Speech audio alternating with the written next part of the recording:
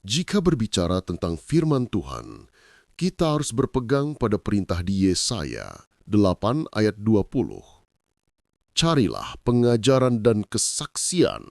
Siapa yang tidak berbicara sesuai dengan perkataan itu, maka baginya tidak terbit fajar. Maka, sebelum berbicara, Kapan awal penciptaan? Kita harus melihat dulu video ke-1 yang berbicara mengenal nama Yahweh sesuai perkataan di Kamus Alkitab, Tuhan salinan dari nama Allah Israel.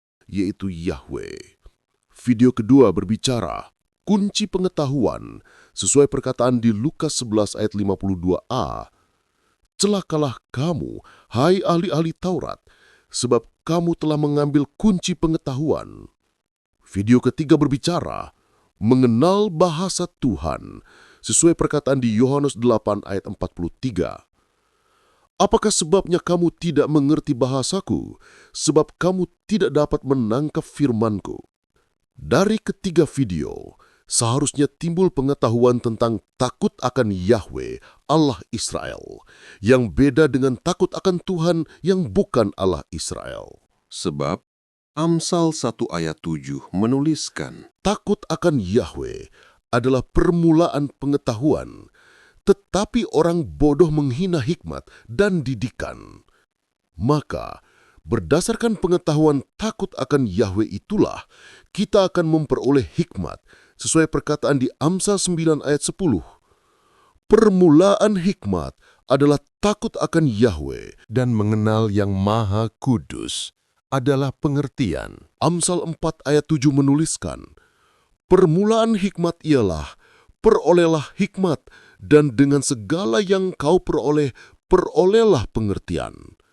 Maka, dengan perolehan hikmat untuk takut akan Yahweh Allah Israel, akan kita peroleh pengertian tentang awal penciptaan, sesuai perkataan di Amsal 8 ayat 22.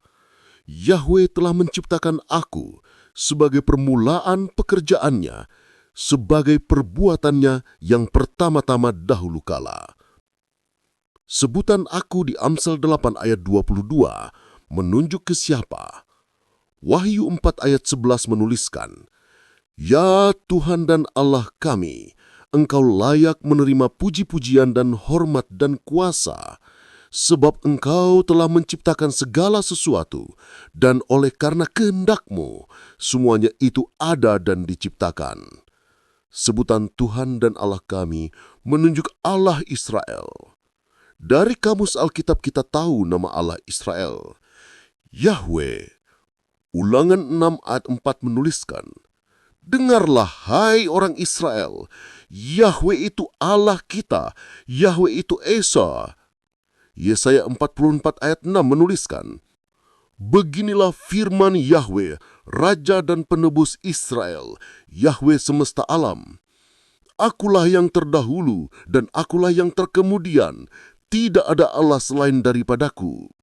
Dari Ulangan 6 ayat 4 dan Yesaya 44 ayat 6 dapat dipastikan Yahweh Allah Israel itu satu dan tidak ada Allah yang lain atau seorang diri sesuai dengan perkataan di Yesaya 44 ayat 24. Beginilah firman Yahweh, penebusmu yang membentuk engkau sejak dari kandungan. Akulah Yahweh yang menjadikan segala sesuatu, yang seorang diri membentangkan langit, yang menghamparkan bumi. Siapakah yang mendampingi aku? Yahweh, Allah Israel itu satu, seorang diri, dan tidak ada Allah yang lain. Itu berarti segala sesuatu selain Yahweh adalah ciptaan Yahweh, tanpa kecuali, yang termasuk firman adalah ciptaan Yahweh. Jadi, sebutan aku di Amsal 8 ayat 22 menunjuk kepada firman di Yohanes 1 ayat 1a, pada mulanya adalah firman.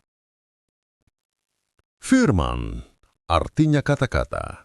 Jadi yang pertama-tama diciptakan Yahweh adalah kata-kata dalam sebuah bahasa dan kepandaian berkata-kata dengan teratur. Jika Tuhan berkata-kata, kita sebut Tuhan berfirman. Jadi firman diciptakan pada mula pertama sebagai mulut Tuhan, untuk disuruh berkata-kata seturut pikiran dan kehendaknya. Sesuai perkataan di Yesaya 55 ayat 11, "Demikianlah firmanku yang keluar dari mulutku.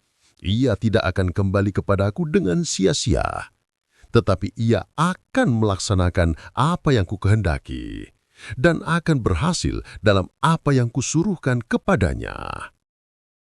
Jika Tuhan berpikir tentang sesuatu, berarti Tuhan sedang berkata-kata tentang sesuatu itu di dalam pikirannya, sesuai perkataan di Yeremia 3:19b. Pikirku, Engkau akan memanggil aku Bapakku, dan tidak akan berbalik dari mengikuti aku.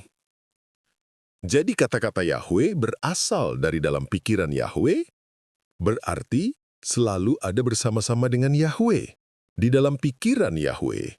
Karena itulah, Yohanes 1 ayat 1b menuliskan, firman itu bersama-sama dengan Allah. Kata-kata Yahweh yang ada di dalam pikiran Yahweh adalah milik Yahweh.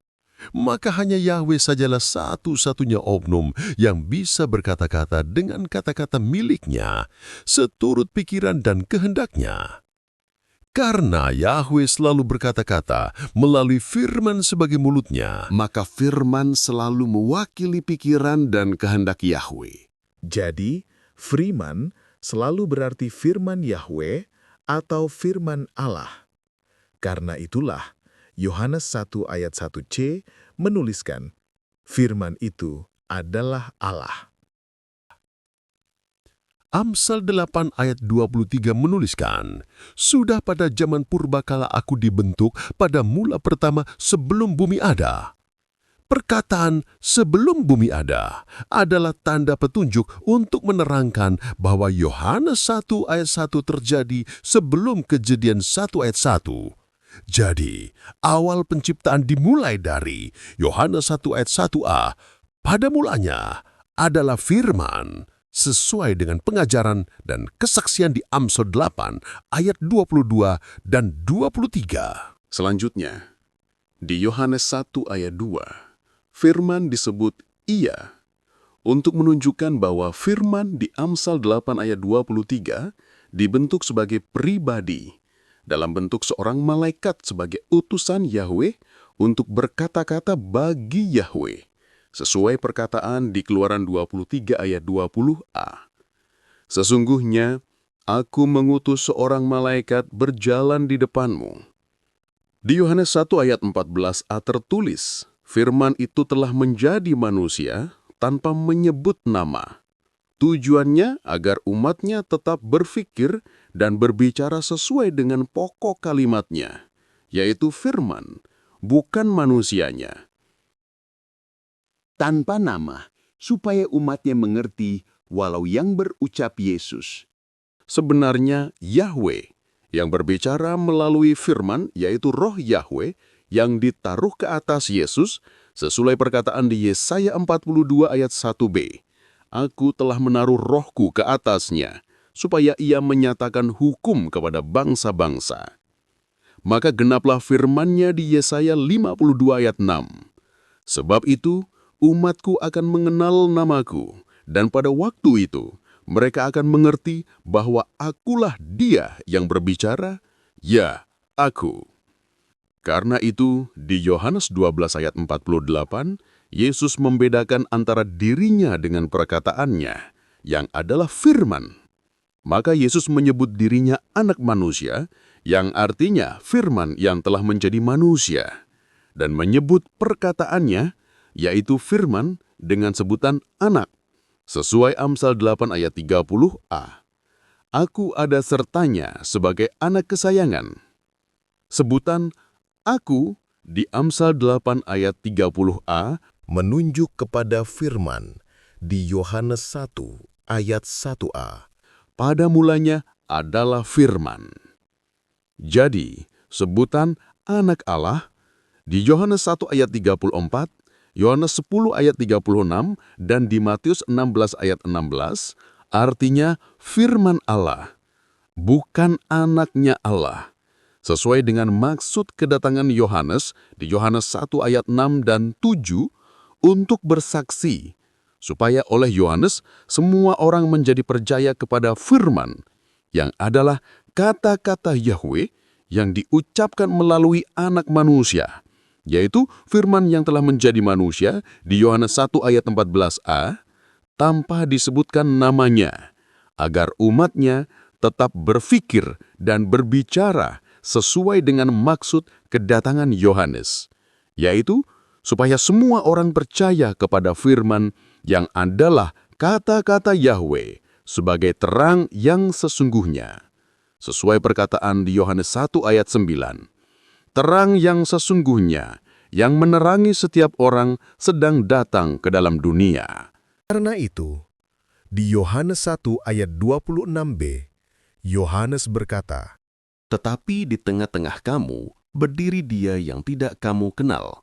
Artinya, Yohanes sudah memperingatkan bahwa kita sebenarnya tidak mengenal siapakah Yesus.